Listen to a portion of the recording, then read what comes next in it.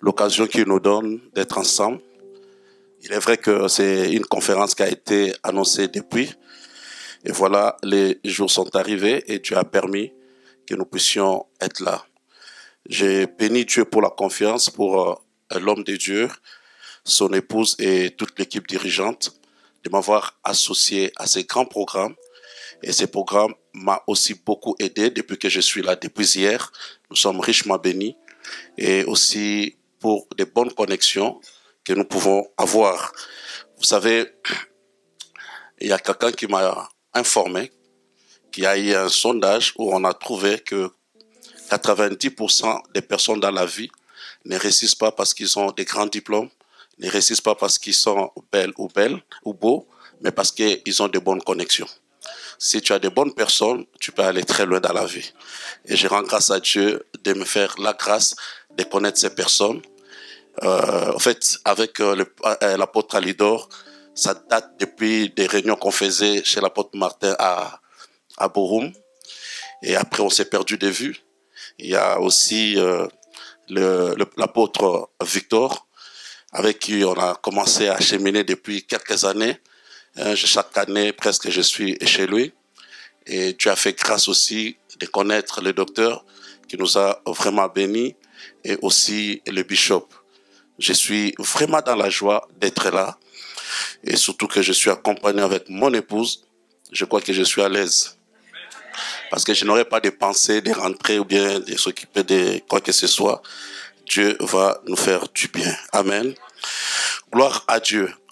Nous parlons de la bergerie à la royauté.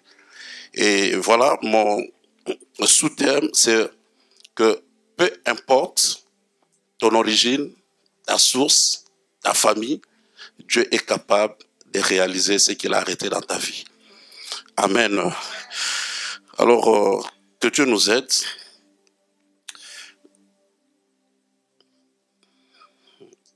Depuis que je suis arrivé là, depuis même qu'on a programmé, il y a des choses bizarres qui se passent ici. J'arrive, les valises sont restées. J'ai un problème au niveau des yeux. Et maintenant, c'est ma tablette qui commence à nous créer beaucoup de difficultés là. Mais de toute façon, je sais que Dieu va nous aider. Nous allons partager la parole ensemble. Amen. Nous prendrons nos Bibles.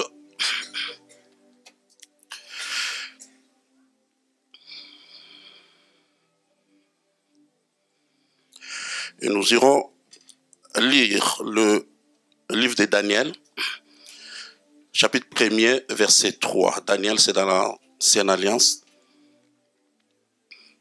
Chapitre 1er, verset 3.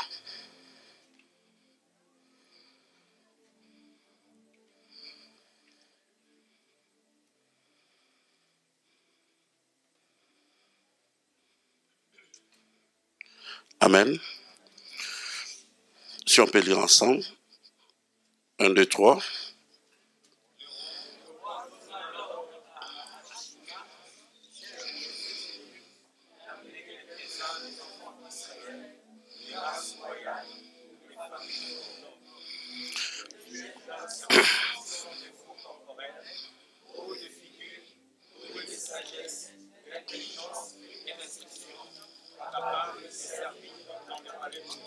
Amen. Amen. Gloire à Dieu, merci. On peut reprendre nos places. La Bible nous dit, le roi donna l'ordre à Ashpenaz, chef de ses eunuques, d'amener quelques-uns des enfants d'Israël, des races royales ou des familles nobles. Je vais parler des races ou plutôt des rangs sociaux. Quel que soit, peu importe notre rang social, Dieu peut accomplir son dessein dans nos vies. Vous savez, la Bible reconnaît aussi des rangs sociaux. Cela veut dire que des placements, des positionnements, des personnes ou des choses dans la société. La Bible nous parle des rois, la Bible nous parle aussi des personnes élevées en dignité. La Bible nous parle des esclaves, la Bible nous parle des riches, la Bible nous parle des pauvres. Donc, dans chaque société, on trouve un classement, on trouve un rang social et qui dépend aussi de beaucoup de facteurs. Amen. Le Dieu de la Bible, c'est un Dieu qui vit dans la hiérarchie et tu trouveras aussi qu'auprès de Dieu, il y a aussi un rang. Il y a le Dieu qui est assis sur son trône. Il y a des anges qui se présentent devant la présence de Dieu. Et d'autres anges disent, on a des archanges qui disent, je suis l'ange, pour Michael par exemple, qui dit, je suis l'ange qui se tient devant la présence de Dieu. Ça veut dire qu'il y a d'autres anges qui ne se tiennent pas devant la présence de Dieu. Amen. Donc, quelque part, nous devons accepter la hiérarchie. Nous devons accepter les rangs par rapport à ce que Dieu nous a placés, par rapport à chaque destinée prophétique de tout un chacun de nous. Mais ce qui est vrai, nous devons savoir aussi que Dieu a un projet pour son peuple, pour ses enfants. Il y a un homme dans la Bible qui est esclave, Onésime, mais qui plus tard va rentrer auprès de son maître et qui sera recommandé par Paul. Et Paul va dire, reprends-le maintenant comme un frère. Ok, c'est un esclave qui rentre auprès de son maître, mais on écrit au maître pour lui dire, maintenant tu peux le reprendre, mais pas comme esclave, mais comme un frère. Comme enfants de Dieu, nous avons la race royale. Amen. Et comme enfants de Dieu, nous appartenons maintenant dans la famille du grand roi. La Bible dit à tous ceux qui l'ont reçu, à tous ceux qui croient à son nom, il leur a donné le pouvoir de devenir enfants de Dieu. Or, être enfant de Dieu, c'est entrer dans la famille du grand roi. Parce que ce Dieu-là est le roi des rois. Amen. Alors, quand nous entrons dans la famille de Dieu, nous sommes rois. Et hier, on nous a partagé cela. Nous sommes rois et sacrificateurs. Sacrificateurs au niveau de la prière, au niveau de l'église, au niveau de nos services, au niveau de notre adoration, tout cela. Mais on est roi partout où Dieu nous a placés. Et je voulais aussi dire à une personne dans cette salle que être roi ne dépend pas de ce que tu possèdes dans tes poches. Parce que la royauté, c'est une question de sang. Amen. On est né dans la famille royale et on peut aussi être adopté dans la famille royale et par conséquent, on a tout le droit de cette famille. Et nous avons été aussi adoptés par l'acceptation de Jésus dans nos vies comme Seigneur et Sauveur. Donc je crois à moi-même que je suis roi, que je suis reine, je suis prince et je suis princesse. Parce que c'est un état. Vous verrez qu'un petit enfant, il peut marcher à 4 pattes. Mais c'est un enfant. Il n'est pas un chien. Tu lui donnes le temps qu'il puisse grandir, tu trouveras que c'est un homme. Amen. Malgré ce que je manque aujourd'hui, ça ne peut pas enlever la royauté à moi. Mais c'est moi-même qui dois être conscient que je suis de la race royale. Est-ce qu'on a des rois et des reines dans cette salle? Vous savez, non seulement je dois croire moi-même que je suis roi parce que j'appartiens dans la famille de Dieu, parce qu'en fait, dans l'homme, c'est l'être, ce n'est pas l'avoir. Ok? C'est d'abord ce que tu es. Et après, ce que tu possèdes. Et quand je me retrouve dans cette famille, je crois moi-même que je suis de la race royale. Amen. Et de la manière dont Dieu a créé l'homme, Dieu a dit que tu domineras sur la nature. Tu ne domines pas d'abord sur ton prochain, mais tu domines par rapport à la créature. Et en plus de cela, chacun de nous est roi et reine dans son domaine. Donc nous n'avons pas à nous concurrencer, nous n'avons pas à nous bagarrer pour trouver de l'espace et régner. Chacun de nous a son espace pour régner. Bon, bien que ton amen soit faible, je continue. Je voulais dire qu'on règne dans le domaine ou la sémence que Dieu a placée en toi. Ok?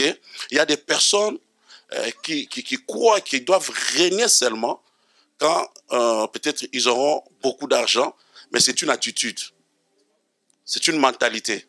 Si tu as déjà la mentalité de la bassesse et de la pauvreté, ça te sera difficile même d'avoir l'argent. On règne dans son domaine. Parce que quand on présente Dieu dans sa richesse, on ne parle pas encore de Dieu riche parce qu'il a l'argent. On dit Dieu est riche en bonté. Une fille comme Esther a régné dans son domaine et c'était la beauté. Ce n'était pas encore un don spirituel.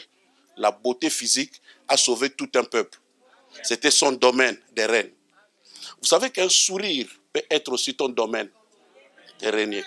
Il y a des personnes, quand ils entrent dans une église, dans une salle comme ça, ils communiquent la joie. C'est son domaine. Alléluia. Et c'est à toi de découvrir dans quel domaine ou qu'est-ce que Dieu a placé en toi, dans lequel toi tu dois régner. Parce que très souvent, on va envier les voisins. On veut être comme. Et là, tu deviendras une copie. Dieu n'a plus besoin de copies. Dieu travaille avec les originaux. Alléluia. Tu es toi-même. Ce que Dieu a mis en toi, tu le trouveras nulle part ailleurs. Même si vous êtes né jumeaux ou jumelles, mais vous êtes différents. Alléluia. C'est à toi de découvrir ce que tu as. Je donne toujours cet exemple. Jésus a parlé de parabole des talents. Et à la conclusion, il dira, on va ôter à celui qui n'a pas et on donnera à celui qui a. Maintenant, dis-moi, celui qui n'a pas, qu'est-ce qu'on peut encore ôter? Mais en réalité, quand on va ôter, c'est à ce moment-là que la personne comprendra qu'il avait quelque chose. Mais aussi longtemps que tu ne réalises pas ce que tu as, je vais directement te dire que être complexé dans tous les domaines, complexe d'infériorité ou de supériorité, c'est un péché. Tu dois croire en toi-même. Tu dois commencer à t'aimer toi-même. Écoute ce que dit la Bible. La Bible dit, tu aimeras ton prochain comme toi-même. Si tu ne sais pas t'aimer toi-même, tu auras des difficultés à aimer un prochain. Nous avons aussi beaucoup de problèmes dans nos églises parce qu'il y a des problèmes qui ont des conflits envers eux-mêmes. Ils ne s'aiment pas lui-même. Il ne se voit pas beau, il ne se voit pas belle, il y a toujours des complexes. Quand les gens parlent là-bas, ils croient qu'ils sont en train de les critiquer. Une telle personne a des difficultés d'émerger dans la vie. Et la royauté ne va pas le concerner. Alléluia. J'aime trop Dieu. Quand Dieu crée, il n'attend personne pour apprécier ce qu'il est en train de faire. Dieu crée, il dit, c'est bon. Il crée, il dit, c'est bon. Si tu étais à côté, tu allais traiter Dieu d'orgueilleux. Il finit, il dit, quand il a créé l'homme, il dit, c'est très bon. Laisse-moi dire à quelqu'un que toi-même, tu dois savoir apprécier ce que tu es en train de faire. Un homme comme David n'attend personne. Il est devant son miroir, il dit, je suis une créature si merveilleuse. Ce n'est pas de l'orgueil. D'ailleurs, la beauté est relative.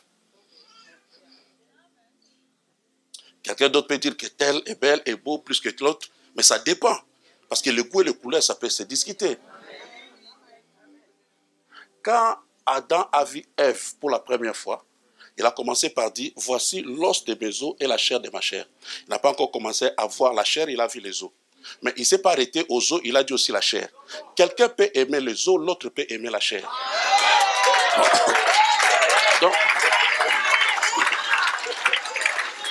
Donc j'interdis à quelqu'un d'être, je ne sais pas, ton jury de Miss. Parce que moi-même, je suis mystère et je suis Miss. Je crois moi-même et j'aime comment Dieu m'a créé. Parce que je ne veux pas vivre dans les complexes. Tu es particulier. Alléluia. Il y a un domaine. Par exemple, mon frère, sans forcer, tu trouves qu'il est dans son domaine. Il est dans son élément. Dès le premier jour, il a déjà une invitation pour traverser l'Atlantique. Ça, c'est son domaine de reine. Maintenant, si cette personne veut laisser ce domaine pour commencer peut-être à prêcher, forcer, il va quitter son domaine de reine. Et Dieu ne te retrouve pas là où il ne te connaît pas. N'envie personne, bien-aimé dans le Seigneur. Apprécie, acclame pour le progrès de mon voisin, mais je crois en moi-même. Je crois ce que Dieu a déposé dans ta vie. Parce que tu es particulier, tu es roi et tu es reine. Et tu verras aussi notre attitude, notre façon de faire va prouver si réellement nous sommes de la race royale. Parce que si quelqu'un est adopté dans la famille royale, nous avons des Anglais à côté de nous, on apprend au petit William et l'autre là, Henry, aujourd'hui ils sont des grandes personnes, comment parler, comment marcher et comment saluer, comment se tenir à table. Et quand Jésus va récupérer les hommes comme des Pierre et autres, selon les biblistes, Pierre était plus âgé que Jésus, avait de grandes responsabilités. Mais Jésus va lui dire, quand vous entrez dans une ville, commencez par saluer et dites ceci. Est-ce que Pierre ne sait pas faire ces choses? Mais il est condamné d'entrer dans l'éducation royale. Oh mon Dieu. Mon Dieu. Ça se voit même dans la manière dont nous nous saluons. Parce que quand on salue son excellence, on sait vraiment le faire. Or, le voisin que tu vois là, ne le traite pas par rapport à son apparence.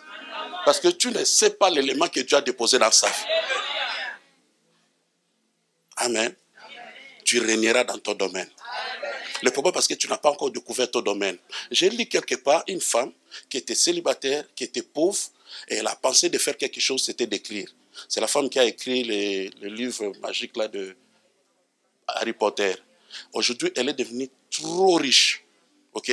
Juste par rapport aux pensées et par rapport à écrire. Et sans le Saint-Esprit, il est devenu trop riche. Il y a des personnes, juste avec leurs pieds, ils sont devenus trop riches. Et toi, avec le don spirituel, je crois trop à ta place, tu ne t'arrêteras pas là. Bon, ton amène est faible, laissez-moi ici. Parce qu'en réalité, la personne dont j'étais en train de parler est ici. Et je vais dire que toi, tu iras très loin.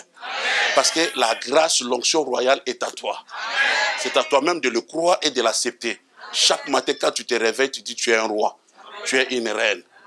Oh, dis amen bien. Écoutez, on va avancer un peu pour voir quelque chose. Très souvent, nos sources, nos origines jouent beaucoup sur nous. Parce qu'en fait, on se laisse cataloguer par rapport au regard des autres. Comment les gens nous trouvent, comment les gens nous voient, et qu'est-ce qu'ils disent sur nous, et on l'accepte. Mais la vraie information, c'est l'information que Dieu te donne. Amen. Auprès de Dieu, d'abord, l'une des choses, auprès de Dieu, il n'y a pas 4 races. Il n'y a pas de jaune, il n'y a pas de rouge, il n'y a pas de noir, il n'y a pas de blanc. Quand Dieu regarde l'humanité, il voit la race du premier Adam et la race du second Adam. Il s'arrête là, c'est fini. Ou tu es né de nouveau, ou tu n'es pas né de nouveau. C'est les 2 races dont parle la Bible. Ok? Donc déjà par là, je ne peux plus me laisser influencer par quiconque. Et puis j'aime trop la façon dont Dieu voit ces choses. Un homme comme Zachée, reconnu dans la Bible, écrit par le Saint-Esprit, qu'il était de petite taille. Ok? Donc si quelqu'un doit regarder Zachée, il doit le regarder comme ça.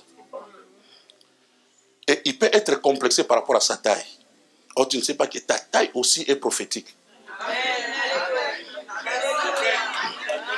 Maintenant, quand Jésus allait passer dans la ville, Zachée va courir à cause de sa taille et se mettre sur un arbre.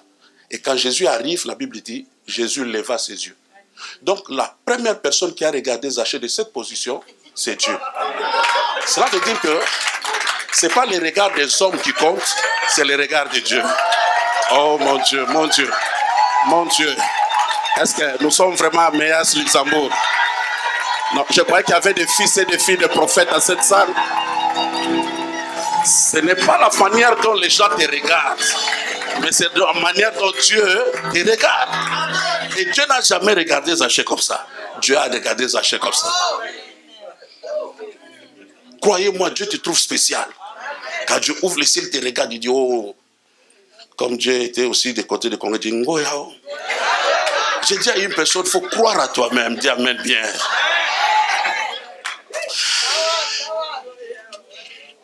Écoutez,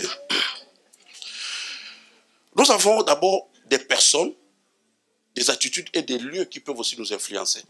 Vous verrez, même si tu arrives en Europe, même si tu as changé de nationalité, on commencera par te poser la question où tu es né. Et très souvent aussi la Bible en parle pour attirer ta source. Mais bon, je vais aller rapidement, faute de temps. Dans Jean 1,46, on a parlé aussi de Jésus de cette manière. Quand on a présenté à Nathanaël que c'est Jésus, mais il vient de Nazareth, sa première réaction, qu'est-ce qu'il y a de bon qui peut sortir de Nazareth? Il y a des personnes qui ont honte même de leur origine. Pourquoi tu es né au village? Pourquoi tu es né là-bas? Tu crois que c'est déjà un défaut. Ça va te créer des difficultés. Ok? Et ça va commencer à influencer ton comportement et ta mentalité. Mais croyez-moi, il y a des personnes qui ont pris des chanvres toute leur vie. J'ai parlé de Bob Marley. Il est né quelque part. Et le lieu où il est sorti, aujourd'hui, c'est devenu un lieu de pèlerinage. Jésus est né dans un petit village.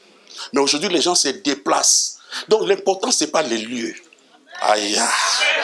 L'important, c'est la personne. Et ce que tu vas dégager, la royauté qui est en toi, comment tu vas servir le monde, comme on nous a prêché hier, et les gens chercheront d'où tu es venu. Et automatiquement, le lieu va devenir important. Donc, ne t'influence pas par rapport au lieu où tu es sorti. Ça ne dit rien. Quelqu'un même peut aller très loin pour aller chercher tes parents. Mais écoute-moi très bien. Tu es passé par tes parents, mais tu ne viens pas de tes parents. Parce qu'en réalité, dans l'homme, c'est l'esprit. Et ton père n'a pas créé l'esprit. Tu viens du ciel. Tu es venu avec un projet. Tu es même une surprise pour tes parents. En fait, tu as compris qu'il y avait des problèmes dans votre famille. Il fallait que tu sois né là-bas pour résoudre ces problèmes. Oh mon Dieu. C'est pour cela même aujourd'hui, ton père ou ta mère s'étonne de ce que tu es devenu. Parce qu'ils n'ont pas vu ça. Ne te laisse pas être enfermé par rapport à tes origines, par rapport à tes parents, par rapport même à ta famille. Abraham est sorti d'une famille, je dirais même des païens, et par conséquent, quand il y a des païens, nous voyons des idolâtres, des sorciers, magie, tout cela, et surtout que c'était la partie de la Babylone, la partie de l'Irak. Donc en réalité, Abraham est l'arrière-grand-père de Saddam Hussein. Ok?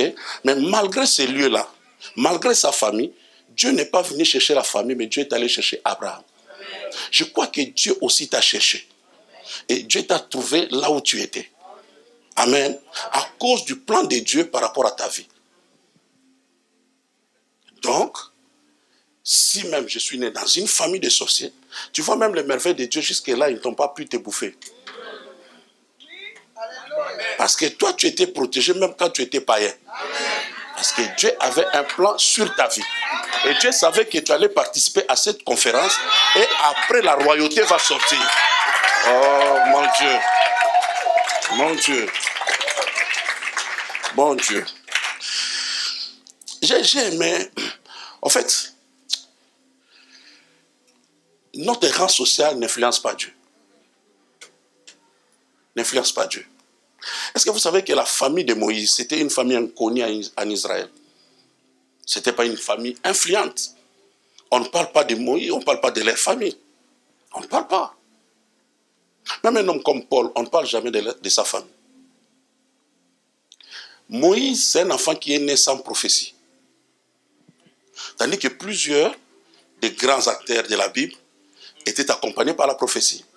Tu peux être dans une église prophétique, il y a un grand prophète reconnu aujourd'hui, mais sans que toi tu reçoives une prophétie. Mais ça ne veut pas dire que Dieu ne te connaît pas. Puisque tu es seulement dans l'atmosphère, Dieu te connaît. Et ce monsieur, il est né pendant une période où il y avait des troubles ou des grands problèmes. On a tué tous les enfants, les nouveau-nés, et surtout des mâles ou des garçons. Ces garçons-là, il est né pendant cette période sans prophétie. La maman aussi pouvait les jeter. Mais la Bible dit, la maman a remarqué seulement que l'enfant était beau, qui n'est même pas un don spirituel. Parce que même la beauté, c'est un don. La Bible dit, tout don excellent vient du Père de la lumière. La maman, par la beauté de l'enfant, il a su lire un message, que cet enfant est particulier. Il va garder l'enfant, et finalement, nous connaissons l'histoire, il sera le grand libérateur du peuple d'Israël.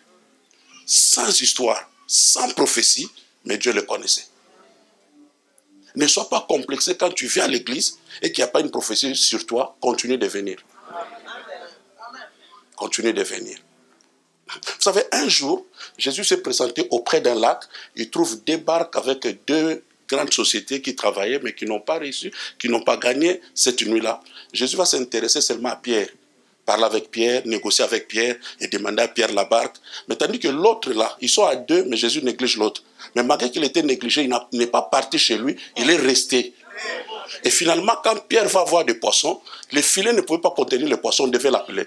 Lui ne fait pas les efforts de Pierre, mais sa barque aussi est remplie. Je veux dire à quelqu'un, le fait de rester seulement à l'église, même si je ne comprends rien, même s'il n'y a pas une prophétie sur moi, mais je reste. Parce que je sais là où je suis. Et là où tu es là, quand quelqu'un, une personne, deux se lève pour témoigner, c'est déjà pour toi. Ils sont des mannequins pour toi. veulent te dire que ce que tu cherches là, tu peux l'avoir parce que tel déjà a déjà eu ça. Donc, ne sois pas complexé par rapport à tes origines, ne sois pas complexé par rapport à ta famille, ni tout ce que tes parents pouvaient prononcer sur toi. Parce qu'en réalité, ils ne te connaissent pas. Amen. Ils ne te connaissent pas. J'aime quelque chose que l'homme de Dieu a dit hier par rapport à Mephibosheth. Ok? Quelqu'un était là hier? On se souvient de cela. Il est né dans la famille royale, donc il avait le sang royal. Mais à cause des circonstances de la vie, il se retrouve perclus, donc boité de 2 pieds. Et selon la loi, il ne peut plus rester dans le palais royal. Et à cause des conflits qu'il y avait entre les 2 familles, lui aussi il a pris fuite. Et il est allé dans un lieu désertique et de souffrance. Il y a des personnes qui ont le sang royal, ok, qui sont nées pour régner. Mais à cause des circonstances de la vie, ils se retrouvent dans des coins, dans des endroits où ils vivent une vie qui ne correspond pas réellement à leur vie prophétique. Ce que tu traverses là, ce n'est pas toi. C'est ce que l'apôtre nous a boosté hier par rapport à cela. Ce n'est pas ta vie. Mais on l'accepte parce que tel, ou bien mon père a fait ceci, il y avait telle situation dans la famille, toi tu acceptes d'aller habiter l'Odébar. Mais gloire soit rendue à Dieu, parce que la grâce l'a suivi là-bas. Et quand on l'appelle, c'est le roi qui l'appelle. En réalité, David représente aussi les grands dieux. Mais quand on les ramène à la maison, David va dire, ils vont manger sur la même table. Ok? Mais ce que j'aime trop, parce que David, sur cette table-là, va mettre une nappe. Donc David ne descend pas sous la table pour regarder les pieds. Il regarde seulement le visage. Et quand il voit le visage, il dit, oh, je vois Jonathan. Je vais dire à quelqu'un, quelque chose peut se casser en toi. Mais ce qui compte, c'est ton sang. Bon, ça c'était pour une personne qui était ici.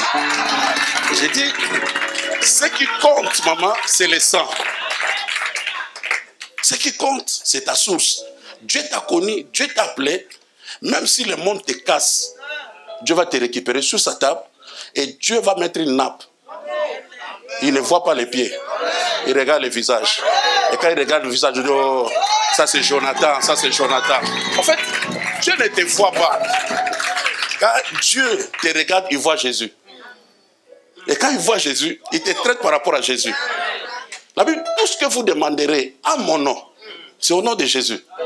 Toi-même, tel que nous sommes là, notre même cette justice, tout ça, c'est comme un manteau souillé.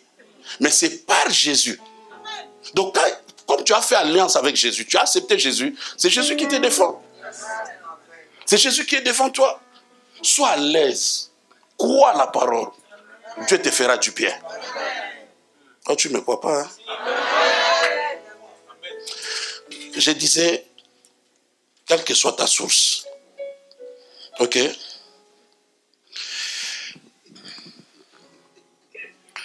Je vais parler de 2-3 choses et puis rentrer vraiment dans mon message. Vous remarquerez, quelqu'un peut avoir la royauté, mais ignore qu'il est roi. Et j'ai aimé trop l'attitude de ces 2 petits, Henry et William. Je parle de petits parce qu'ils sont petits par rapport à moi-même. Ils sont déjà des princes. Le problème, c'est qu'à la mort de leur mère, hein, on a vu des petits papas en costume qui ne pleurent pas. Ils sont là, ils marchent comme ça. Les mamans congolaises étaient choquées. Comment ils ne peuvent pas pleurer leur maman? Maman est morte et ils ne pleurent pas. Mais ce que les gens ont oublié, que depuis leur enfance, on les a appris que vous êtes des princes. Un jour, vous allez régner comme des rois. Et le roi ne pleure jamais devant son peuple. Ah non, non, non, non, non, non, non. Le roi ne pleure pas devant son peuple. J'aime trop l'attitude de Joseph. Ok? Joseph comprend que c'est mes frères. Joseph va chasser d'abord les Égyptiens dans la salle. Il reste avec ses frères. Il enlève le manteau. Les frères vont remarquer qu'il est circoncis. Et comme il est circoncis, c'est un signe que seulement les enfants de Jacob ont. Ils vont pleurer ensemble. Quand il finit de pleurer, il essuie les larmes, il rappelle les Égyptiens. Je dis, ne pleure jamais devant les païens, parce que toi, tu es de la race royale. Oh mon Dieu, oh mon Dieu. Je disais, même si je manque, je vais voir mes frères. Mais je ne verrai jamais les païens. Ils ne comprendront jamais ma situation. Et quand ils me posent la question, je leur dirai, tout va bien. Je ne suis pas en train de mentir. Parce qu'en fait, il y a un langage dans le royaume. La Bible dit que le pauvre dit ce qu'il est et que le faible dit ce qu'il est. Est-ce que Dieu te demande de mentir? Loin de là, c'est la prophétie. Même si tu ne vois pas ça aujourd'hui, demain, ça sera, oh mon Dieu, mon Dieu, mon Dieu. Demain, c'est un autre jour. Demain, c'est un autre jour. Crois en toi-même. Oh. Tu n'es pas de la race des personnes qui vont échouer dans la vie. Très souvent, on ne sait pas trop bien qu'on est roi. Mais il y aura des situations, des circonstances de la vie qui vont te pousser à entrer brusquement dans ta royauté. En fait, tu vas opérer dans la dimension de la royauté et toi-même, tu vas après te rendre compte que réellement, j'ai la chose de Dieu. Dieu va provoquer des malades devant toi, va provoquer des situations compliquées devant toi. Vous savez que Jésus savait ce qu'il devait faire dans le monde et pourquoi il est venu. Mais Jésus ignorait le temps. Il ne savait pas l'heure H. C'est comme ça sa mère est invitée à une fête. Jésus l'accompagne avec son groupe. Et Jésus va dans cette fête sans cadeau. Donc il comptait seulement manger là-bas, finir et rentrer avec son groupe. Ok? Maintenant, papa, ils arrivent dans la fête, les vins commencent à manquer. Sa mère se lève pour dire à son fils, ils n'ont plus de vin. Jésus n'est pas vigneron, il est charpentier.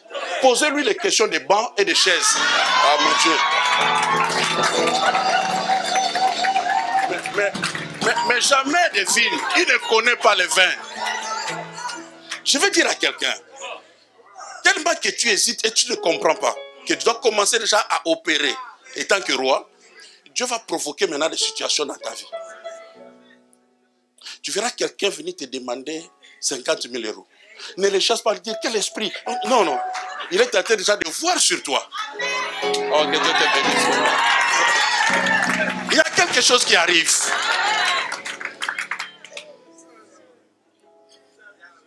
Et je vais terminer cette partie pour te dire, pour régner, il faut savoir servir.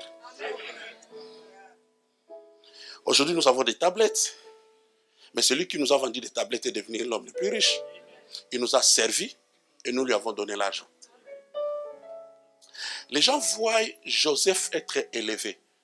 Joseph est dans une terre étrangère, n'a rien, personne, avocat, ni oncle, tante, quelqu'un d'autre qui peut influencer sa position.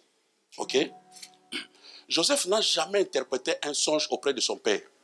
Mais quand il est maintenant dans la prison, tout ce qu'il sait faire, c'est de rêver et son père interpréter. Mais comme le père n'est plus là, il se débrouille lui-même maintenant à interpréter. Parce que je n'ai rien, je n'ai personne, mais au moins je dois chercher à moi-même qu'est-ce que Dieu a enfoui à moi. Est-ce que vous savez, le jour où Joseph s'est présenté devant le roi pour expliquer les rêves, ce n'est pas l'explication qui l'a amené au trône. Il a ajouté d'autres choses. Pendant la crise, comment gérer? Et ça, ce n'était pas les dons spirituels. C'était l'expérience qu'il avait acquis chez Potiphar. Donc, quand tu sers quelqu'un, Dieu est en train de t'aider à entrer dans ta position royale.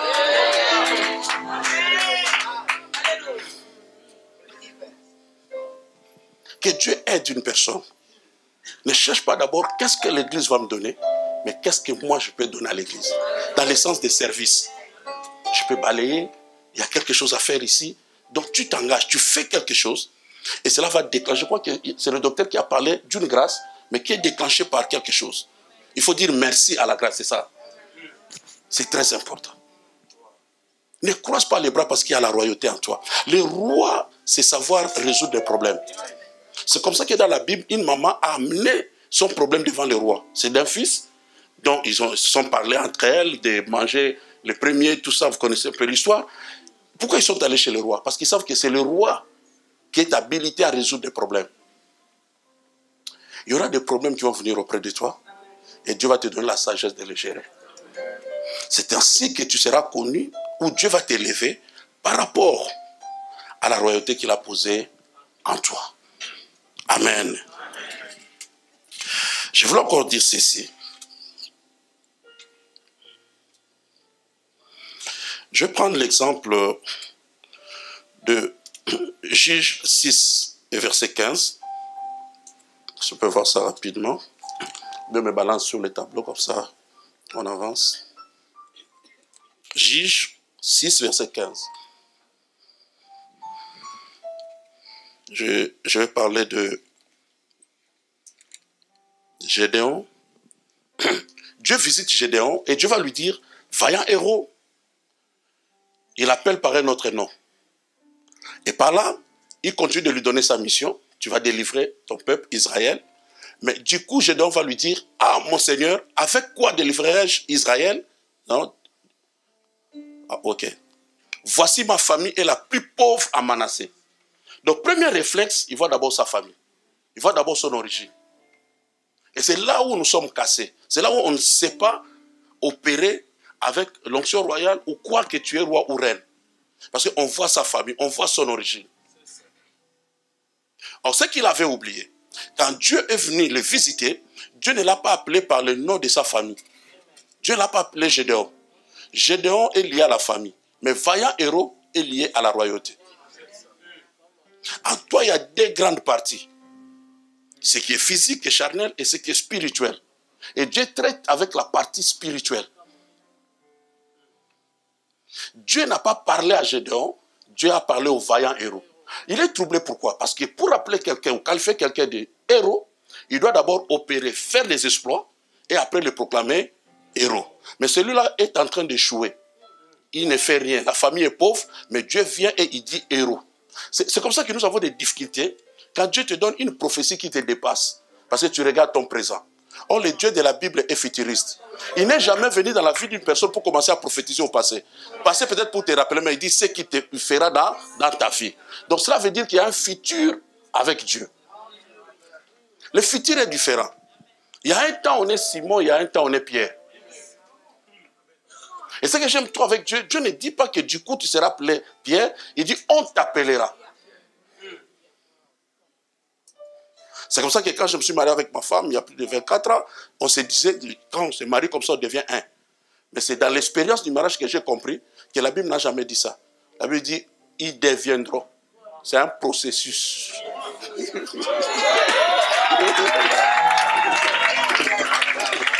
Mon Dieu.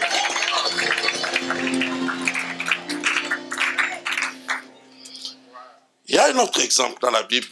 C'est celui de 1 Samuel 9. Verset 21. On peut nous balancer?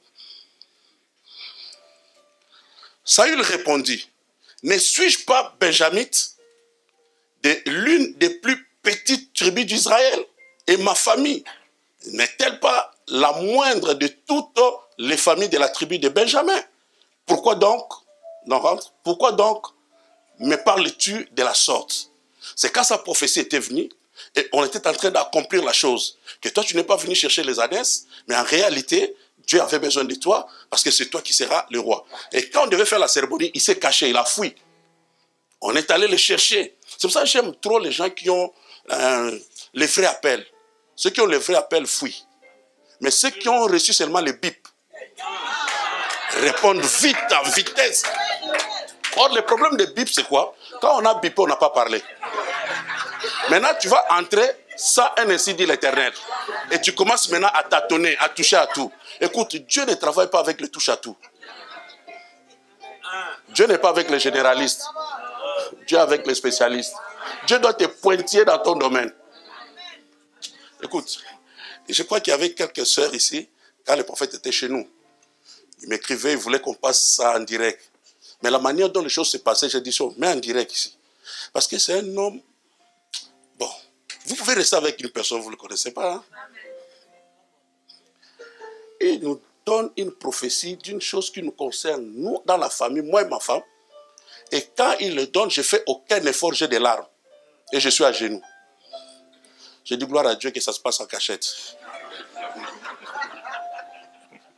Il y a des personnes, quand vous êtes déjà dans le ministère et vous l'écoutez, vous savez reconnaître. J'ai dit, vous avez un don au milieu de vous.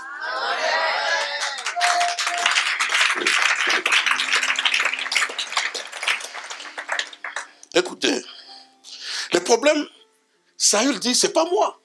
Parce qu'en réalité, Saül répond avec une grande vérité. Dans sa réponse, il dit, suis-je pas benjamite? Parce qu'en fait, Saül sait qu'il n'y a aucune prophétie de la royauté liée aux benjamites. Donc, il y a eu erreur, prophète. Tu ne peux pas me chercher parce que moi, je suis benjamite, la plus petite des familles. OK? Et en disant déjà au prophète que je suis benjamite, il a déjà donné une réponse. C'est des types de David. Quand il dit déjà qui est donc cet incirconcis, il veut déjà dire que cet homme n'est pas en alliance avec Israël, avec Dieu d'Israël. Amen. Alors, il dit déjà au prophète, qui est donc, je suis benjamite. Cela veut dire, il n'y a aucune prophétie liée à ma tribu pour devenir un roi. Je vais dire quelque chose, juste une parenthèse. Je vais dire à quelqu'un, il y a des choses que tu vas vivre avec Dieu, tu les vivras sans prophétie. En fait, c'est comme si ce n'était pas destiné à toi. Okay? Tu as envie, tu sais que c'est elle qui va opérer, c'est elle qui va faire ça, mais tu seras surpris, Dieu t'est touché et t'est visité. Parce qu'en fait, il y a un problème ici. Quand Israël cherche un roi, Israël ne sait pas que Dieu est en train de traiter avec la famille de Juda. La famille de Juda a connu l'inceste. Et selon la Bible, l'inceste est espié jusqu'à la 10e génération. Ils n'ont pas encore atteint la 10e génération, le peuple cherche un roi. Par conséquent, on ne peut pas leur donner un roi de Juda, mais Dieu s'est débrouillé parmi les tribus pour trouver le benjamite. J'ai dit à quelqu'un, Dieu va se débrouiller pour toi. Bon, je sais que tu n'es pas ici. J'ai dit qu'il n'y a aucune prophétie, il n'y a aucune chose qui a été programmée pour toi. Mais comme en ce moment, quelqu'un est en train de gaffer, mais pour toi, Dieu va te prendre de là où tu es et te placer à sa place. Oh non. Est-ce que tu crois que tu vas régner quelque part? Que Dieu te fasse grâce. Que cette année ne se termine pas. Que tu entres dans un domaine où tu vas régner. Même si ce n'était pas pour toi, tu vas faire la transition. Dis amen bien. Donc lui-même est surpris, je suis benjamite, mais comment on me pointe? Quelqu'un sera pointé. Je ne suis pas belle, mais c'est toi qu'on va marier. Je me rappelle de Léa, une fille qui n'a fait pas de période de fiançailles, ne sait rien de tout cela. C'est Marie sans salon de beauté, sans coiffure, sans parfum, sans robe. Dieu est capable. Quelque chose qui était destiné à Rachel. Mais dans une seconde, le papa va changer le plan. La fille n'était pas préparée, elle travaillait au protocole. Elle transpirait tout ça pour servir. Mais c'est là où Dieu est allé le chercher. Elle dit, c'est toi qu'on va amener chez Jacob. Dieu a des surprises pour ta vie. Mais comme je suis dans sa maison et que Dieu m'a appelé, je me prépare à tout. Ce que je sais, je vais régner. Je vais régner dans mon domaine. Tu crois, tu dis amen et cela s'attache à ta vie. Écoutez, une autre personne comme exemple, c'est dans 1 Samuel 18, 23.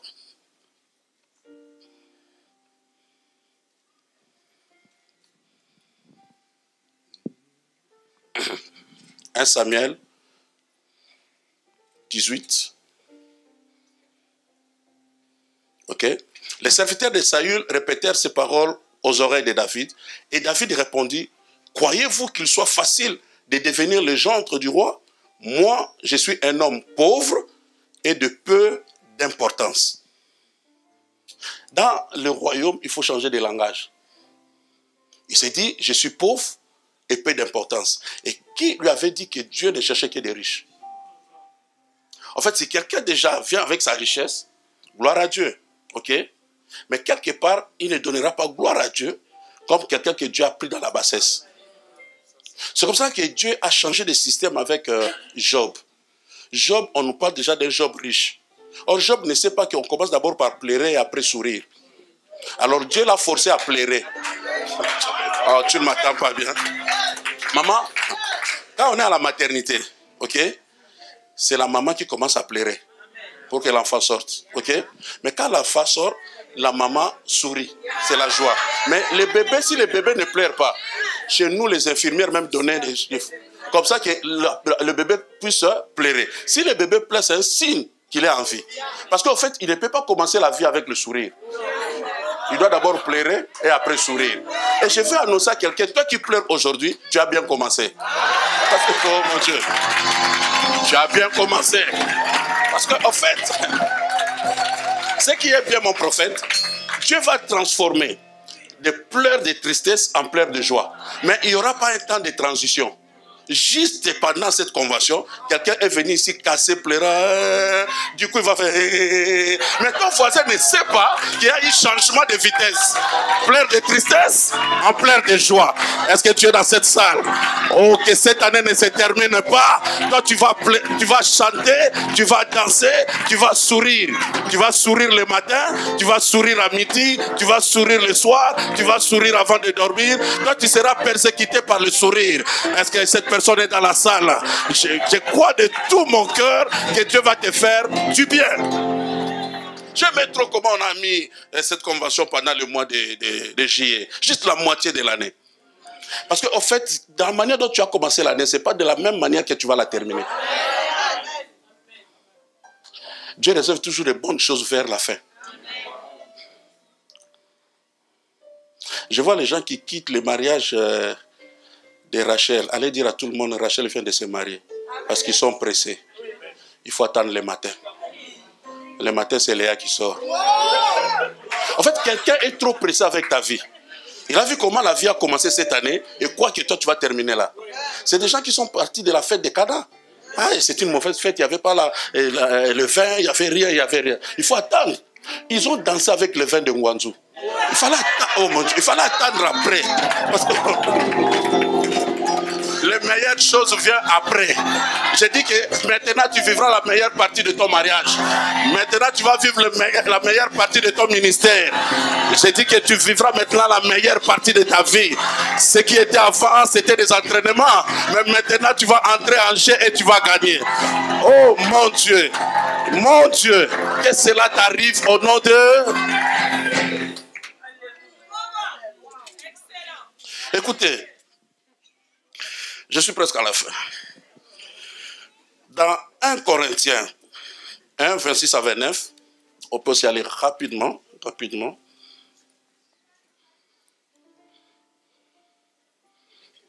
Considérez, frères, que parmi vous qui avez été appelés, il n'y a ni beaucoup de sages, selon la chair, ni beaucoup de puissants, ni beaucoup de nobles. On continue. Mais Dieu a choisi les choses folles du monde pour confondre les sages. Dieu a choisi les choses faibles du monde pour confondre les fortes. Amen. Ok. Et Dieu a choisi les choses viles du monde et celles qu'on méprise, celles qui ne sont point, pour réduire à néant celles qui sont. Croyez-moi, de là où tu es, Dieu a commencé quelque chose avec toi. Et le projet de Dieu, Dieu finit toujours à les terminer. Mais la Bible dit qu'il les termine avec perfection. C'est que Dieu a commencé avec toi maintenant. Avec le temps, tu ne regretteras jamais d'avoir donné ta vie à Jésus. Tu vas bénir Dieu pour cette expérience. Mais laissez-moi terminer par ces fils que le docteur nous a prêchés hier. Toujours à cause de sa source. Cet homme appelé David, bien-aimé, chéri de Dieu. Mais un chéri de Dieu qui souffre dans la forêt. Comment vous pouvez comprendre, vous êtes dans une famille où les grands frères sont dans le palais royal, mais le cadet est dans la forêt. Très souvent, on aide les cadets à vivre auprès de ces grands frères qui ont réussi dans la vie. Mais David se trouve dans la forêt, gérer l'économie de la famille. Mais où? Là où il y a des ours, là où il y a des lions.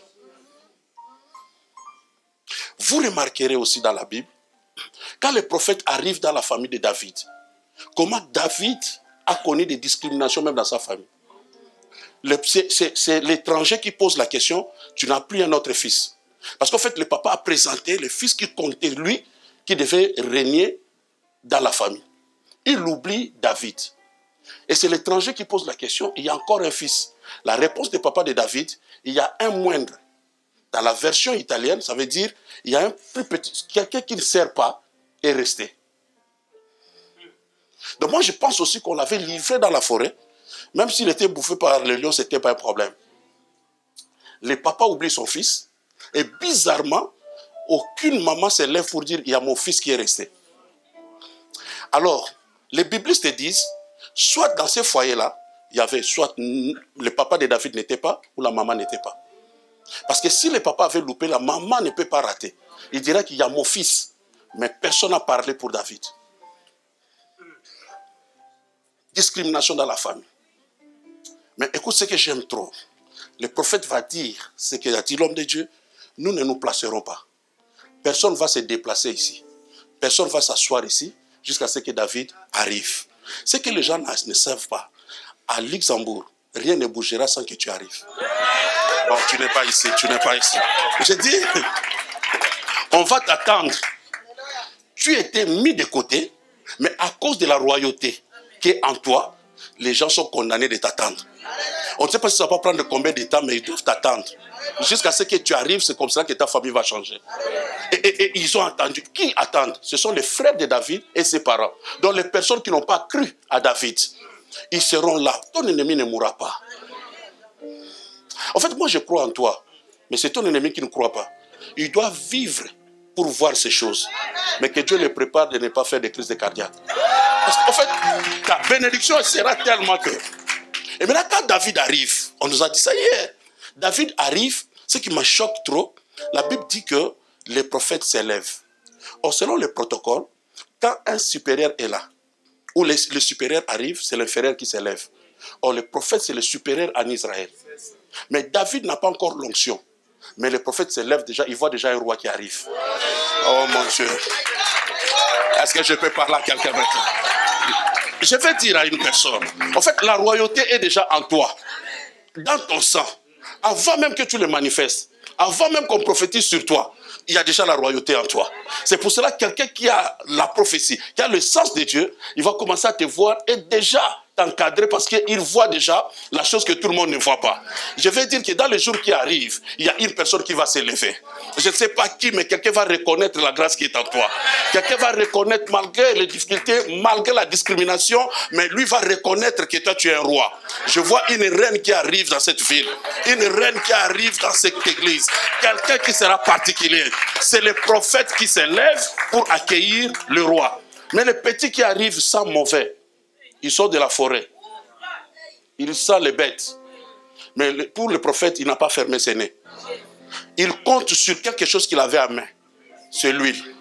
Quand l'huile sera sur toi, ça va changer même ton odeur.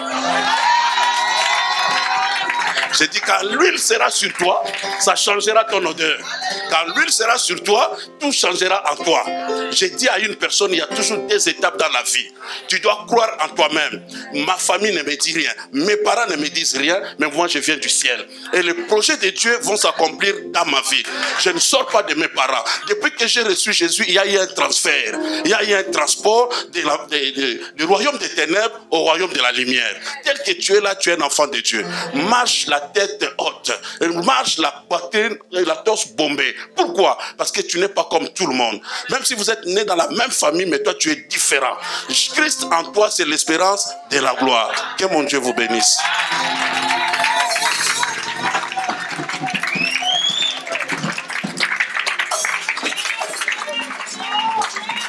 Est-ce qu'on peut acclamer le roi des rois?